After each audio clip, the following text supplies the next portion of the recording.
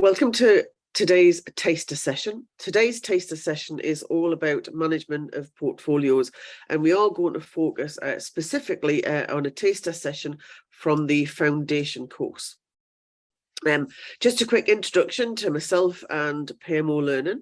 My name's Eileen Roden. I'm one of the directors and founders of not just the House PMO, but also PMO Learning. Before I always kind of talk about when I did a proper job. I did do 17 years working in and managing a number of PMOs, small little PMOs, but also one of internationally. And then for the last 17 years, I've been doing training and consultancy, do a range of our certification courses. But I also get the opportunity to work with a whole range of different PMOs, from small individuals who work as the PMO in organisations, to small organisations, local public sector organisations, to large multinational organisations, and almost anything in between. And the great thing is there's loads of PMOs around now. Almost every organisation has one. So great to see them proliferating and also get to work with them as well. Some of you may know me as the author of the P3O Best Management Practice, but also lead author of the PMO Competency Framework. So I am one of the accredited trainers for MoP, and recently run a couple of our courses, and it was great to go back to the theory and kind of just remember how relevant it is to the current situation in lots of organisations. If you've not used PMO Learning before, we are a specialist learning provider for PMO individuals. So whether you're kind of working in a PMO, whether you're managing a PMO, whether you're just working with a PMO, we are specialists in delivering courses specifically for you. And we do try to give, whether it be a bespoke course or a certification course, we do try to give it a particular lens from the PMO. All of our training that we do, we recognise that particularly on certification courses, there's a syllabus to be followed, which we do follow. We make sure that everybody is suitably equipped to pass the exam. We make sure that we have a whole range of practice questions that we go through as part of the course. But what we also do is we spend plenty of time doing exercises that allow us to understand how that theory is going to be embedded and can be embedded in our organisations and used in practice.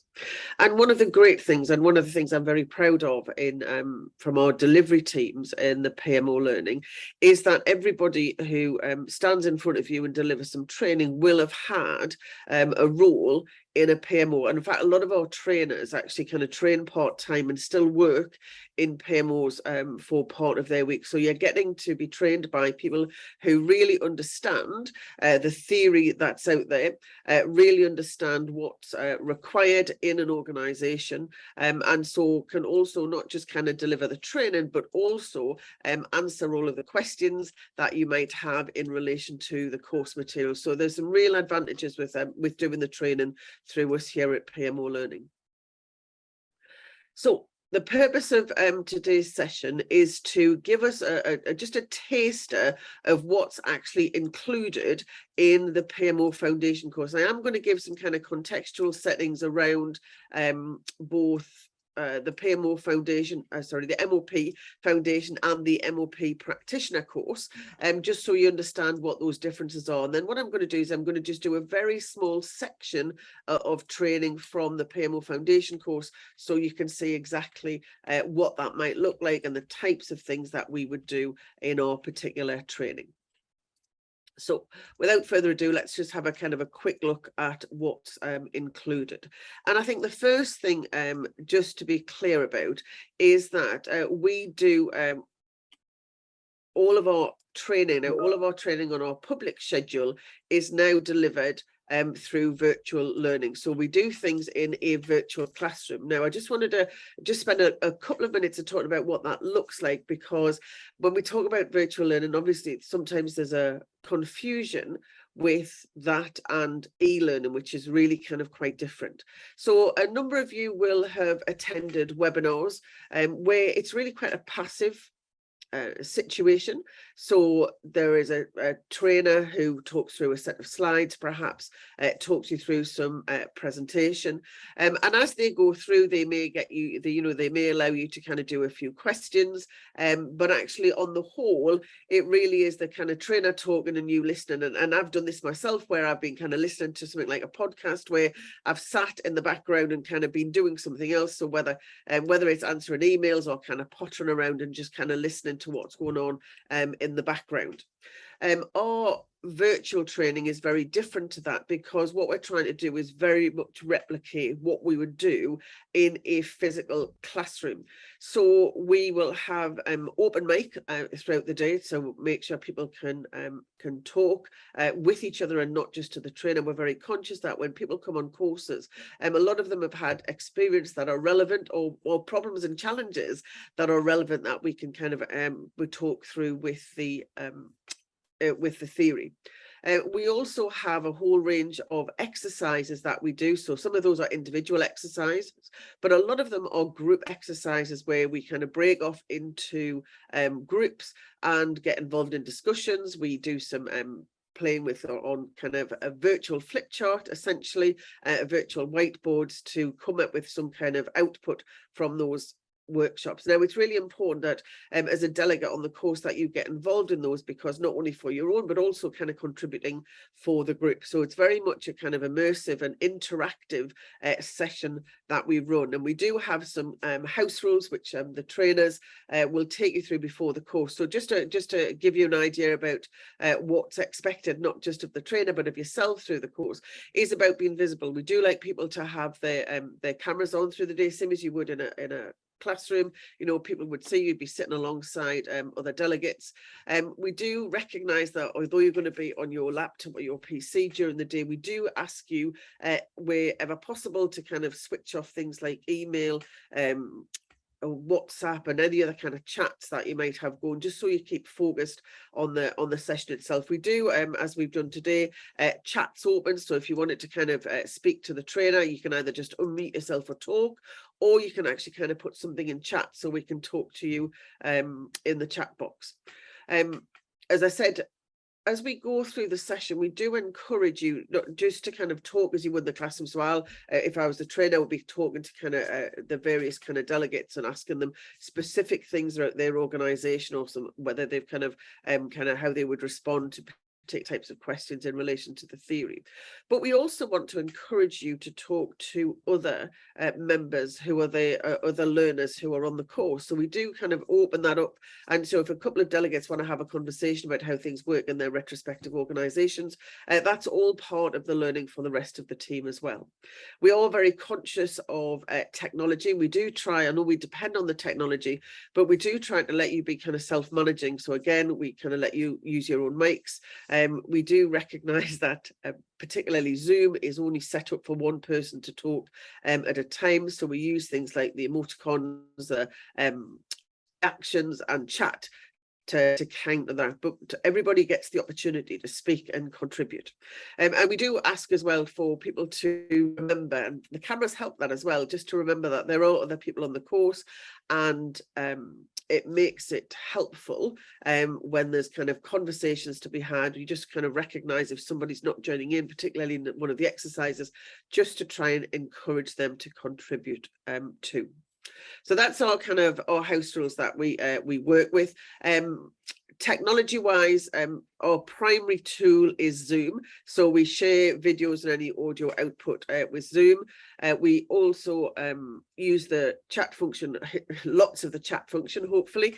We also will use the breakout rooms. So I don't know whether people have used the Zoom breakout rooms before. So again, simulating the actual classroom, where we would in the classroom kind of send you off to kind of different corners of the room to work on individual flip charts. It means that during the course, you get the opportunity to work in smaller groups and have more detailed conversations with the other people who are on the course. We do supplement that with some other technology.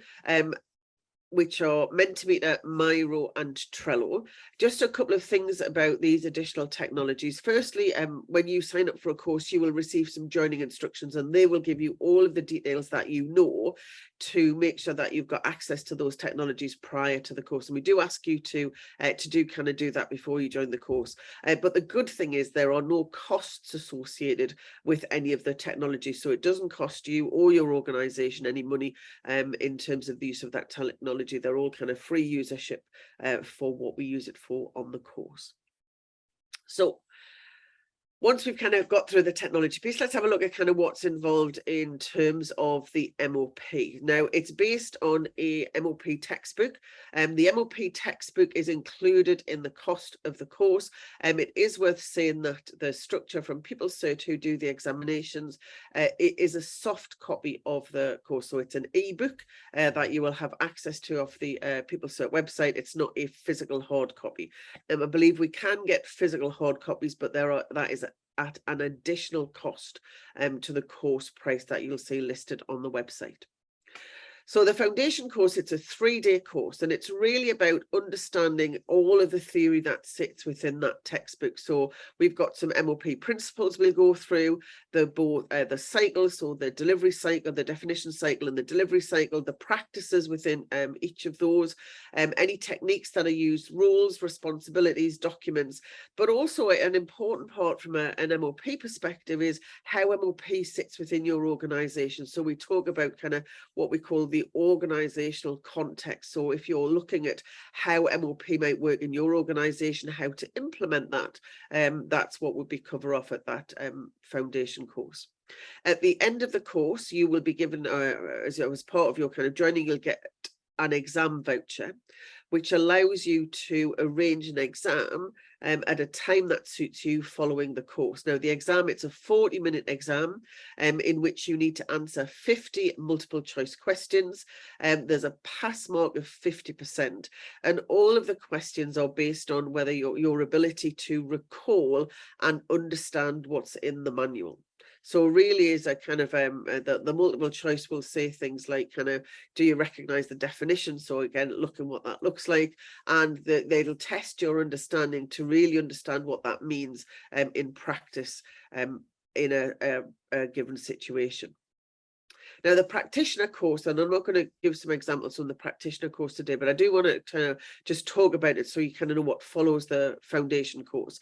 There is a practitioner course, which is a 2-day course, and this takes the learning to the next level, because this is all about how you take everything you know and understand from the foundation course and how do you apply that, recognizing that no organization, you can just take the textbook and implement as is. So it talks about how do we apply, but also how to tailor when implementing MoP effectively in our organizations. And part of the course is looking at examples of where it's been implemented and trying to make a judgment call as to whether they've correctly applied the MoP theory.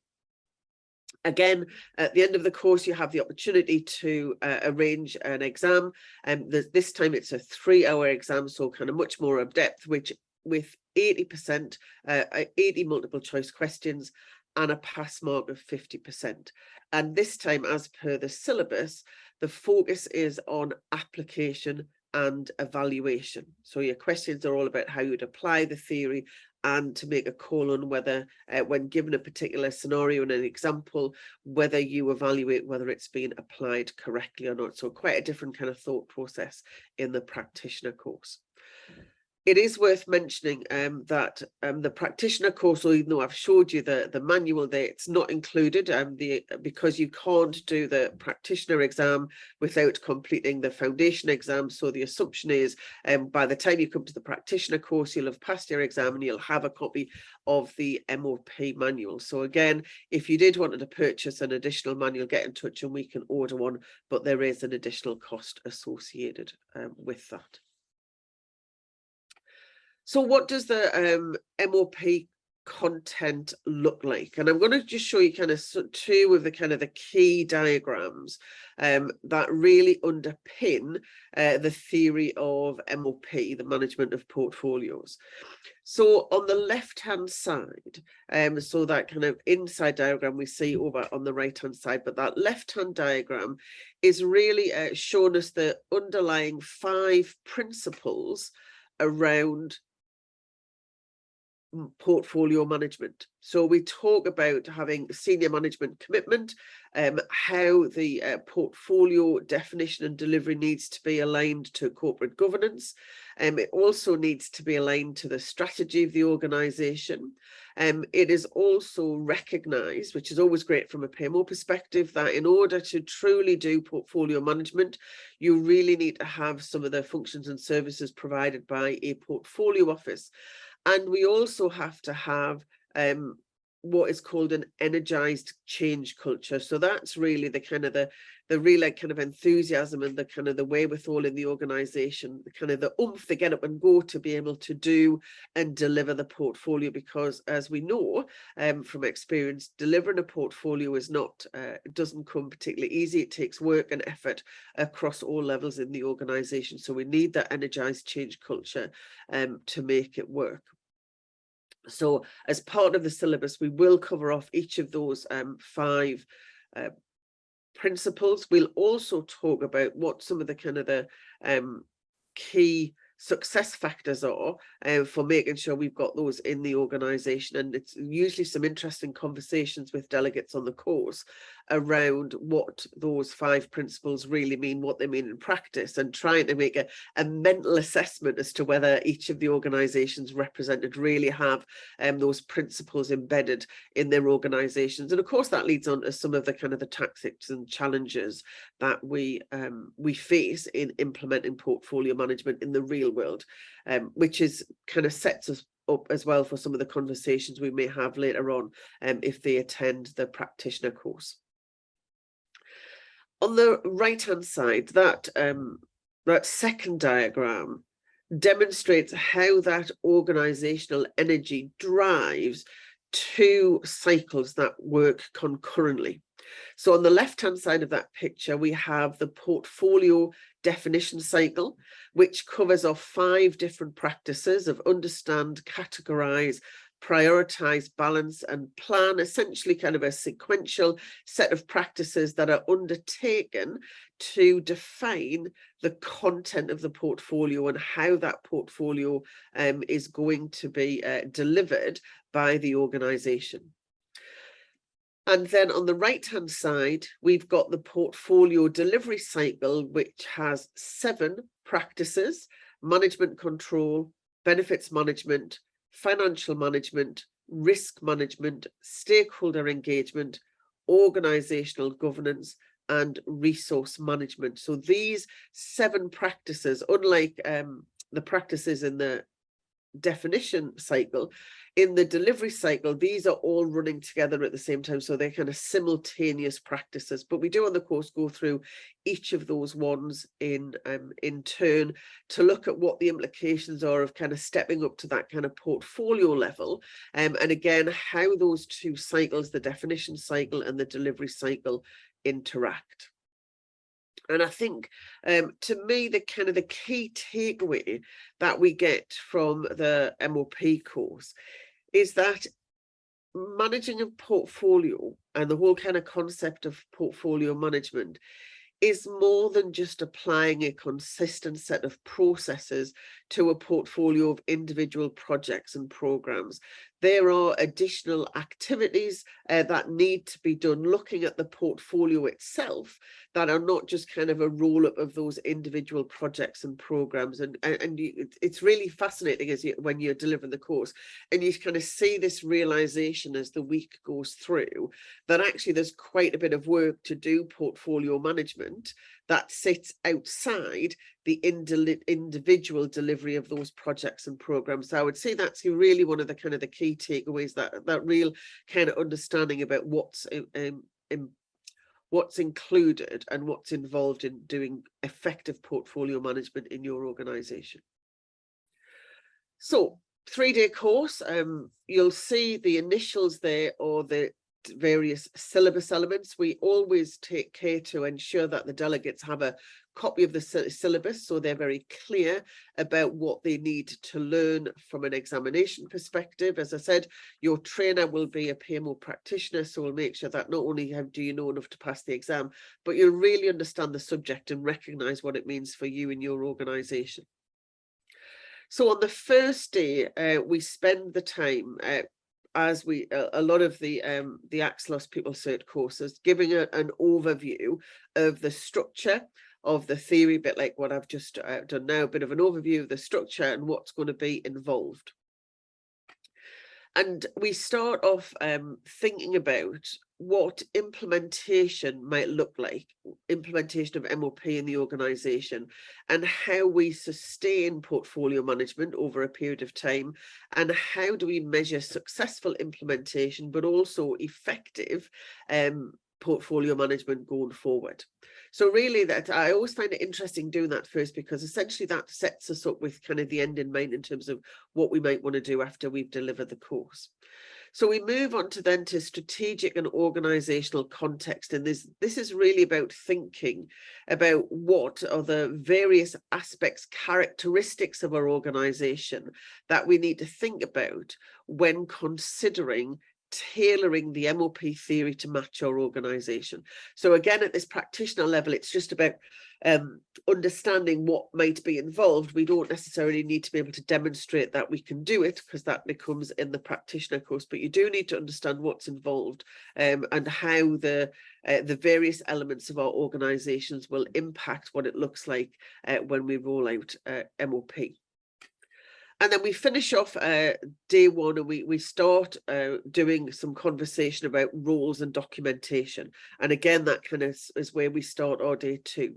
Now, there are some specific roles that are involved in portfolio management. Some are governance bodies, so new kind of committees or boards that need to be created. And then there's some individual roles that are involved. And then we also identify 9 elements of documentation, which are specifically held at portfolio level. And again, going back to some of the additional work that's required to manage the portfolio, some of them is the creation and the maintenance and the activities involved in that documentation. And we then go on to talk about each of those 5 portfolio management principles. And as I mentioned, we talk about this energy that we need in order to do portfolio management. And so there's a section on there and kind of what that energy looks like, the impact of that energy, and how we can create and build the energy in our organization to get portfolio management underway and to generate the energy required to deliver those 2 cycles. And then so the rest of day 2 and day 3, we go through firstly the definition cycle and the 5 practices within that definition cycle, and then we go on to the delivery cycle and the 7 practices within the delivery cycle. So within there we also talk about some tools and techniques that we might use to assist us in those cycles. So hopefully that gives you a good overview about what's involved in the whole course. It really does cover all of the elements that are in the textbook. We do focus on what you need in order to pass the exam to make sure that's covered, but we also then supplement that with some discussions on what it actually kind of means in practice, where some of the challenges are, clarify any questions, talk about, you know, kind of what some of the things that might happen in your organization if you wanted to roll out MoP. So I did want to just kind of cover off one section of the syllabus just to demonstrate the types of conversations that we would have, but also then, you know, kind of give you just a little bit more insight into the MoP theory. So I thought I would just cover off the rules and documentation. So again, the governance rules are where we've got kind of new committees that need to be set up. And then when we're talking around the roles, there's 3 new roles we're going to introduce, and I'm going to just touch on the portfolio document, the portfolio level documentation. And one of the reasons why I picked that particular section is because I think it really gives us an insight into the role of the portfolio office and how that's essential to ensure that portfolio management runs effectively. So first, let's have a look at the 2 governance bodies. So the first body that is discussed is something called the Portfolio Direction Group, or sometimes called the Investment Committee. Now, this interestingly might be the management board, because essentially currently in your organizations, that may where that is held, the decisions are held, but this is the body who actually decides on, well, what is it we're actually going to do, what's included in the portfolio. So all kind of inclusions, but all of the funding of any initiatives are actually made by this group. So they're the people who essentially set the agenda, and very typically these are the people who've also been involved in understanding and defining the strategy, and part of the conversations and part of the processes and practices are about playing back to this group how the particular projects align back to the strategy. So the portfolio direction group, when they're signing off what's in the portfolio, have a very clear picture of how that strategy is going to be delivered, how each particular project and program, but also business as usual, is going to contribute to deliver against that strategy. I think the important thing also to recognise, which may not necessarily be clear, is that that portfolio definition, even though in organisations we may do that once a year in terms of our annual planning for our organisation, very often there are subsequent decisions to be made by the portfolio direction group around if a project is particularly late or particularly early, or a new set of external situations occur and we need to review what's in the portfolio. Now, as no surprise to all of you, we'll have all been through this as we went through COVID. We had to have a look at our projects and programs and thought, which ones do we want to continue? Which new projects and programs do we need to insert into the portfolio in order to kind of deal with the changing working situations around COVID? So this portfolio direction group absolutely has a job to do, kind of once a year or 3 years perhaps, when they decide on the overall portfolio, but there is an ongoing role for subsequent kind of additions and subtractions to that direction, to that portfolio. Now, the second group that we identify is the portfolio progress group.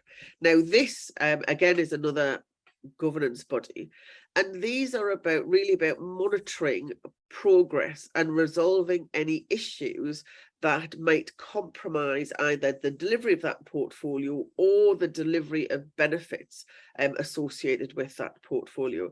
So they have kind of working oversight of what's happening in the portfolio and deal with anything where it's not going to go outside of any tolerance that's set by the portfolio direction group. So the portfolio progress group cannot decide, well, actually that project's no longer going to be in the portfolio because it's messing everything else up, because it's taken on the resources, but they would deal with any kind of resource issues that would move individuals around. They might delay certain projects and programs, but anything that they kind of where it's going to have a significant impact, and particularly kind of recommending for projects and programs to be excluded or moved in that portfolio, would be escalated back up to the portfolio direction group, that investment committee. So 2 new groups, and again, some of the important conversations we have on the course is who might be in those governance bodies from the organisation structures we currently have.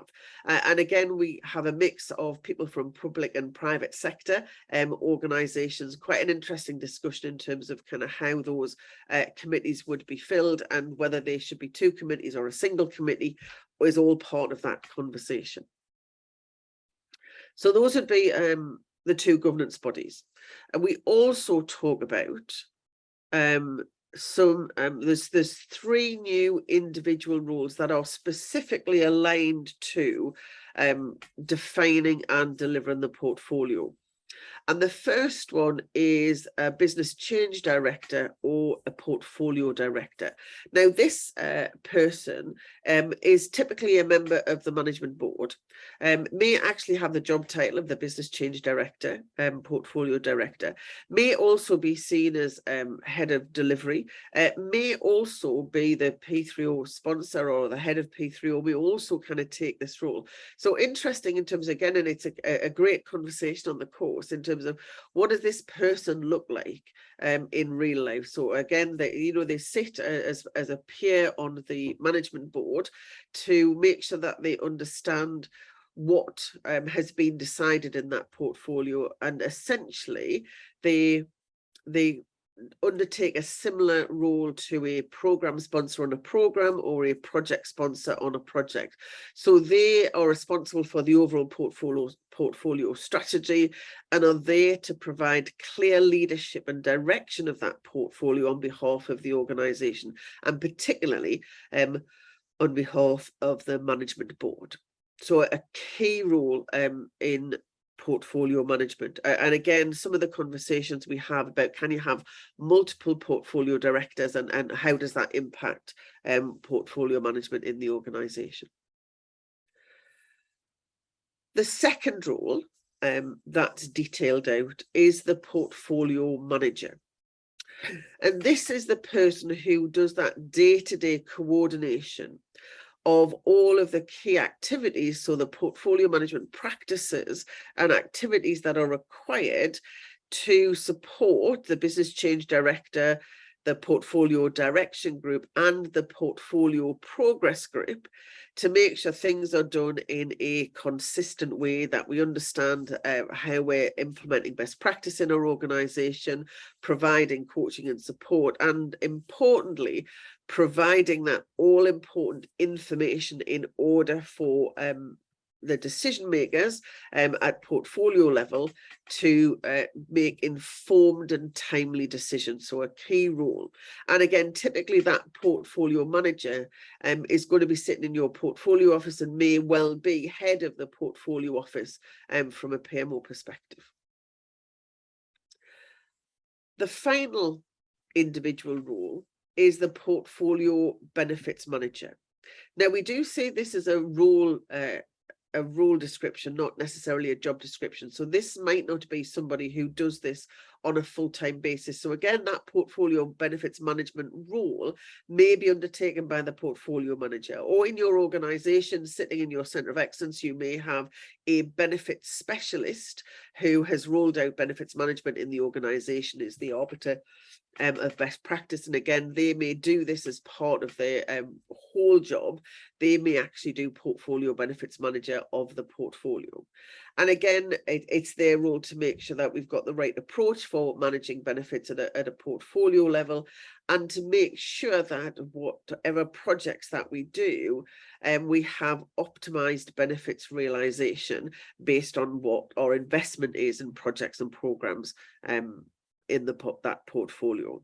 So 3 key roles. Again, we do an exercise understanding what the key responsibilities of each of those roles, just so we can get it absolutely clear in our head what the differences are. But again, and I think as importantly, to start thinking about perhaps who would, who could, who should, who is undertaking that role in the organization, whether they're suitably equipped to do so, and what it really means in practice.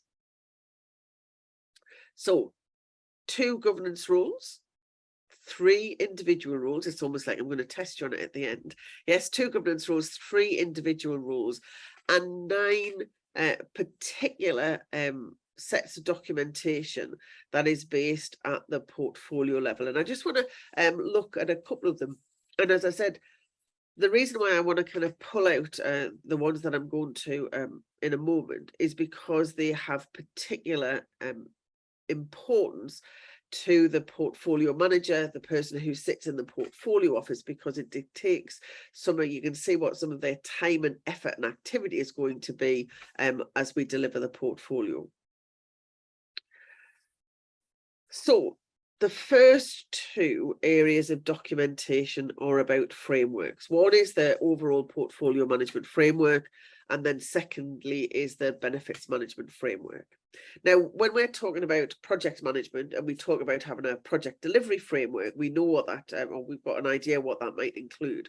So whether that be templates, a high level milestone map, a kind of a life cycle, some kind of key templates that need to be used through the delivery of that project. And our portfolio management framework is exactly the same now. Typically, our portfolio management framework would be hopefully based on the MoP. So we'd have details in there in terms of how in our organization, we tailored the theory to do our project definition and the 5 practices within that. We would also document how we're going to do delivery of the portfolio and the 7 practices that sit within the delivery cycle. And it would not be a surprise if that was also embedded with how we do our project management framework and our program management framework. And again, whether we have a kind of as a separate framework or embedded in a project program portfolio delivery, we need to understand kind of that consistent way to deliver benefits from the portfolio. So we will have a single consistent, and some of these words are really important, authoritative, up-to-date advice and practices that have been adopted by our organization. So just a couple of again, some of the areas that we have some conversations about on the course is this term single. So is there a single way of doing things? Have we got an agreed way of doing portfolio management? You know, again, I work with a number of councils which may have agreed slightly different ways in different divisions, different directorates of the council to do that. But do we have that kind of single way? Is it done consistently? Does it have the right level of governance structure to make sure it's kind of authoritative? This is what we do. This is how we're going to do it. And are we in a position to provide up-to-date advice on each of the individual practices that have been adopted, i.e. tailored specifically for that organisation? So 2 key documents with quite a bit of impact, but quite a bit of input required by the portfolio manager and the portfolio office to make sure that those frameworks are in place, they're suitably trained out to the individuals who are working across the portfolio. And of course, it may well include a level of assurance activities to make sure things are working as we anticipated. The second kind of set of documentation from that 9 is really about kind of schedules and plans. So there is an overall portfolio delivery plan which shows all of the different projects and programs that are going to be delivered based on the approach that's been and the direction given by the PMO director, the change delivery director. We have created this portfolio delivery plan that has associated with it both a resource schedule and a financial plan. So from a senior management perspective, from a portfolio definition committee perspective, they have a real understanding about, right, and if we've included all of these projects and programs, this is what it's going to look like. These are the specific resources that are going to be required and when to achieve the schedule. But also this is the level of budget that's required to actually kind of flow through the next 6 to 12 months based on how much spend we're going to get. But also I think what's really important for this portfolio level documentation is we also have a benefits realization plan. So not only when they're signing the portfolio off does senior management have an understanding about what's committed, they also have an understanding about what return that they should be expecting. So what are the benefits, what are the overall benefits to the organization, and how far does that get us towards achieving our overall strategy, which the portfolio has been set up to deliver. So a really kind of important kind of set of documents that are used at the beginning, but also through the portfolio for this kind of second point here, because essentially what we're doing with that portfolio delivery plan and the other 2 schedules that are there is basically putting our line in the sand. and saying, when we started off, this is the baseline, this is what our expectation is, and progress against that baseline is what will be measured, and what information will be sent back up initially to the portfolio progress group, so they can do that checking to everything's fine, but also for information up to the portfolio direction committee as well. And I think, unsurprisingly, what's mentioned in there is this portfolio dashboard. Now, I do have to be very careful here that I don't get on my high horse when we start talking about portfolio dashboards. We absolutely need information about what's happening on the projects and programs. But importantly, from an organisation, that's the real kind of detail. And our portfolio dashboard, the whole purpose of a dashboard is we get a high level view as to A, whether everything's okay, but secondly, where there are areas where we need to address or we need to take some action because there's some risks or some issues to deal with. And so providing every piece of information for every single project, for every single program down to the nth degree is not really what this portfolio dashboard is about. It's to really give an understanding about, we said we would have these benefits, we said we would have this much of the strategy delivered by now, and we haven't, or we have, and essentially what we've got over the next few weeks, we recognise there's going to be a number of challenges, and therefore we might need some additional kind of guidance. We've got some issues because, you know, we're perhaps running out of resources, and all of those will get reported to the project's progress group, but then potentially up to the portfolio direction group, the investment committee, to make a call on something when we're outside of tolerance and we're no longer going to be in a position to deliver the portfolio in the time allotted. The design of that portfolio dashboard, and again, we have a conversation about what tools we use, where the data is used from, and we do often talk about kind of using things like AI, business, and I can never remember the name of the product, that sits there over SharePoint, where we can kind of extract the data and present that in a more palatable form, more easily digestible form for senior managers.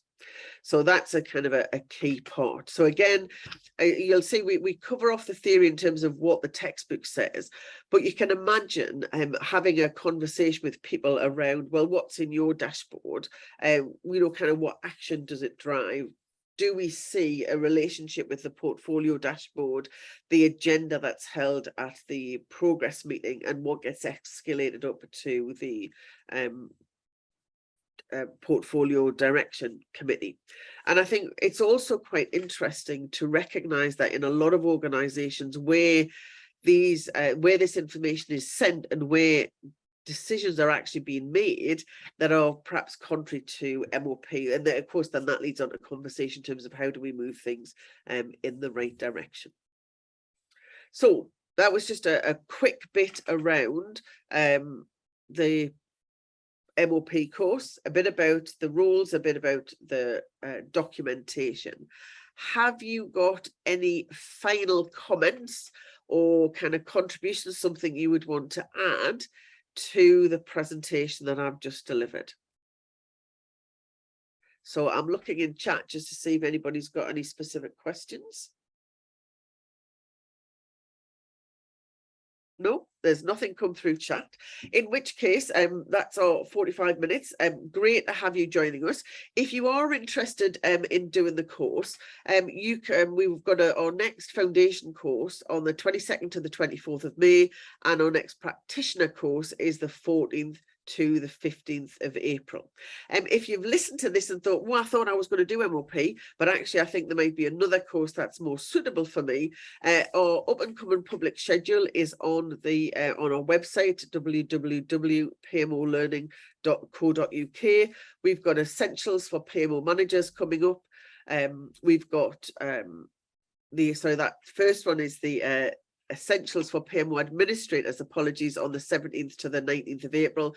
The PMO managers one is later on in April, the 24th of April. The 15th to the 17th of May, we've got the P30 Foundation, and then as we mentioned, the 22nd to the 24th of May, we've got the MoP Foundation. Now, it is worth saying, all of, as I said, all of our public courses are on Zoom. We do and can run, if you've got 6 or more delegates, it's actually cost effective to have an in-house course, so a kind of a local course to yourself.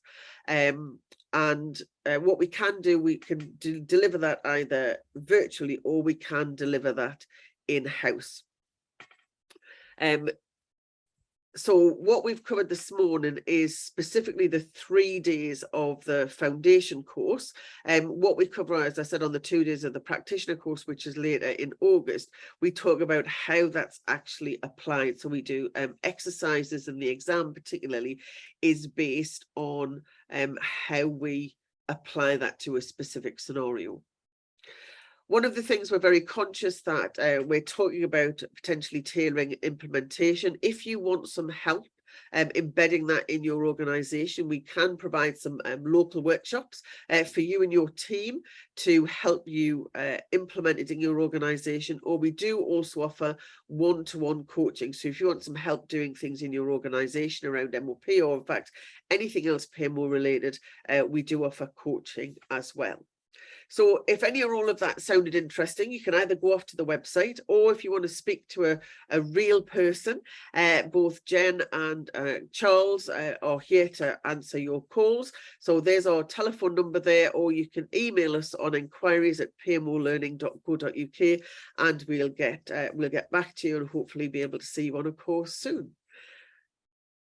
Thank you very much for your attendance. I hope you found it useful, and as I say, I hope to see you on a course very soon.